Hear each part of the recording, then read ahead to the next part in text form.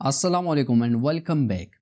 Programming में हम कभी कभार चाहते हैं कि एक स्टेटमेंट या इंस्ट्रक्शन मल्टीपल टाइम एग्जीक्यूट हो, यानी मल्टीपल टाइम रन हो जाए।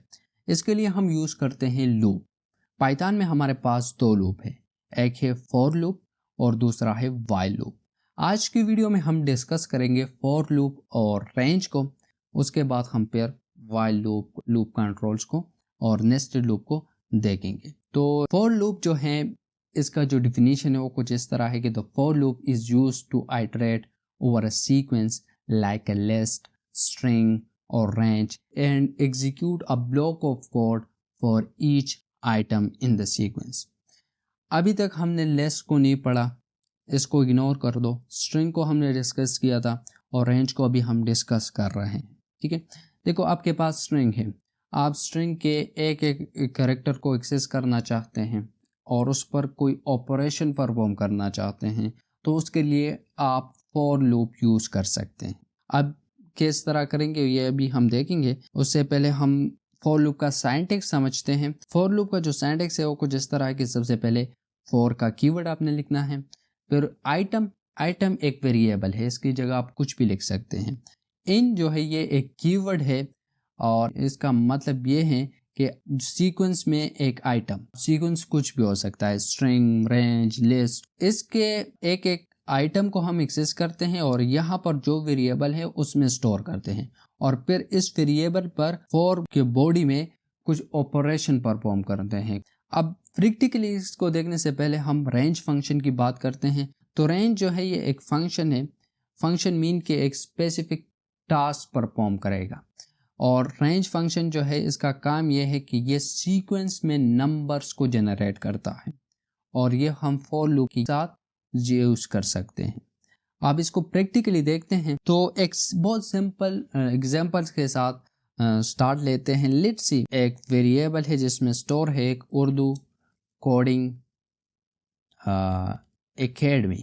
अब मैं फॉर लूप की मदद से इस स्ट्रिंग का एक एक कैरेक्टर को एक्सेस करूंगा और उस पर कोई ऑपरेशन परफॉर्म करूंगा। तो मैं सिंपल फॉर कीवर्ड लिखूंगा, फिर उसके बाद एक वेरिएबल लूंगा। लेट्स सी मैं लेता हूँ आई, देन इन कीवर्ड आ जाएगा और फिर वेरिएबल नेम। यहाँ पर वेरिएबल का नेम है तो मैंने नेम लिखा, फिर कोलोन, और जैसे ही आप एंटर प्रेस करोगे तो आप फॉर लूप की बॉडी में आ जाओगे। अब ये लाइन ऑफ कोड काम कैसे करेगा?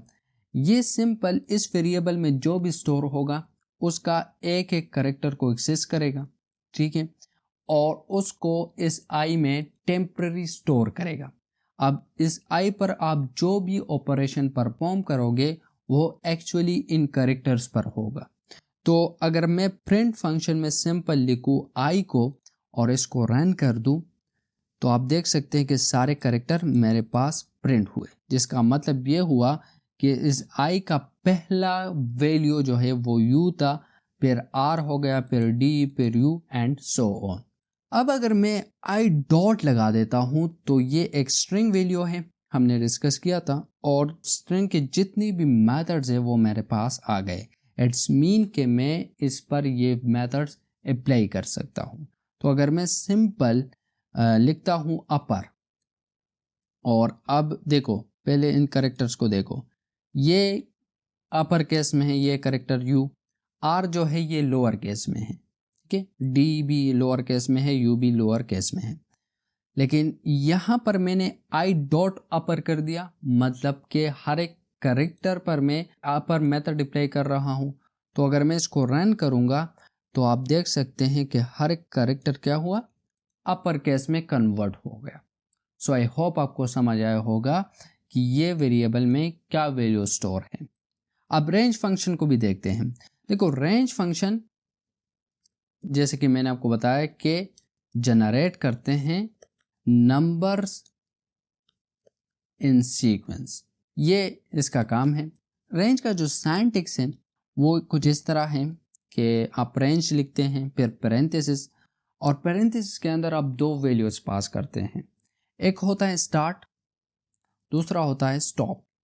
स्टार्ट का मतलब होता है कि किस नंबर से आपको स्टार्ट लेना है, और स्टॉप कहाँ तक आपको ये रेंज चाहिए। लास्ट नंबर जो है वो इंक्लूड नहीं होता। इसके अलावा आप स्टेप भी पास कर सकते हैं। स्टेप का मतलब होता है कि आप नंबर्स को कितनी दूरी से बढ़ाना चाहते हैं। अब आपको समझ आ जाएगी। देखो लेट्स सी मैं लिखता हूँ फॉर एक वेरिएबल लेते हैं नम इन। अब मैं लिखूंगा रेंज और रेंज को लेट्स सी मैं 0 से 10 तक वैल्यूज को प्रिंट करना चाहता हूँ, तो मैं 0 to 10 लिखूंगा। फिर फॉर के बॉडी में सिंपल लिख दूंगा प्रिंट नम। इसको रन करते हैं तो 0 to 9 मेरे पास नंबर प्रिंट हो गए। ये जैसे मैंने आपको बताया था कि लास्ट वैल्यू इंक्लूड नहीं होता। इसको इंक्लूड करना बहुत सिंपल है कि +1 लगा दे, इंक्लूड हो जाएगा, या फिर 11 रख दे। अब ये जो स्टेप है ये बाय डिफ़ॉल्ट 1 होता है, मतलब कि हर एक वैल्यू आप रेंज में चाहते हैं 0 1 2 3। अगर आप इसको 2 कर देते हैं तो ये एक नंबर को छोड़ेगा, यानी 0 को कर देगा, 2 को, 4 6 8 10। स्टेप के थ्रू आप लूप को और भी फ्लेक्सिबल बना सकते हैं। आई होप आपको ये समझ आया होगा कि फॉर लूप किस लिए यूज होता है। फॉर लूप जो है हम तब यूज करेंगे जब हमें सीक्वेंस में आइटरेशन करते हैं। ये सीक्वेंस में हम आइटरेशन कर रहे हैं ना 0 to 10 तक, तो इसके लिए हम फॉर लूप यूज करेंगे। इस तरह के ऑपरेशन के लिए हम फॉर लूप यूज करेंगे। अब आपको मैं एक एक्सरसाइज देता हूँ। आपने क्या करना है कि यूजर से इनपुट लेना है, ठीक है। इनपुट में स्ट्रिंग होना चाहिए। आपका टास्क ये है कि स्ट्रिंग का हर एक करेक्टर आपने प्रिंट करना है अलग अलग। बस सिंपल आपने यूजर से इनपुट लेना है पहले, फिर स्ट्रिंग का एक एक करेक्टर को एक्सेस करना है यूजिंग फॉर लूप, और फिर उसको सिंपल प्रिंट करना है। और अगर आप इसका कोड कमेंट सेक्शन में दे दे तो बहुत अच्छा होगा। सो आई होप आपको आज का वीडियो पसंद आया होगा। अगर आया है तो प्लीज़ इस वीडियो को लाइक करें, शेयर करें और चैनल को सब्सक्राइब कर दें। Thank you so much.